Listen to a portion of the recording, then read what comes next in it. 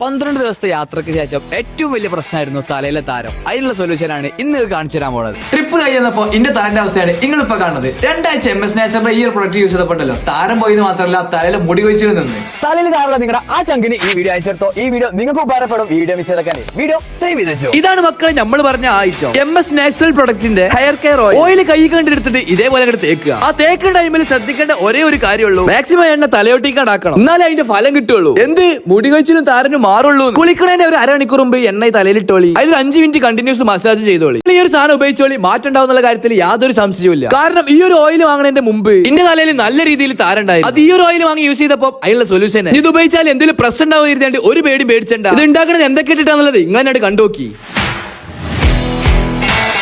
ഇത് വാങ്ങേണ്ടവർക്ക് ഇൻസ്റ്റാഗ്രാമിന്റെ ബയോയിൽ വെബ്സൈറ്റിന്റെ ലിങ്ക് ഉണ്ട്, അതിൽ കയറി ഓർഡർ ആക്കിക്കോളി. ഇനി അതിന് ബുദ്ധിമുട്ടുള്ളൂ ഈ കാണുന്ന നമ്പറിൽ അങ്ങോട്ട് വാട്സ്ആപ്പ് ചെയ്തോളി.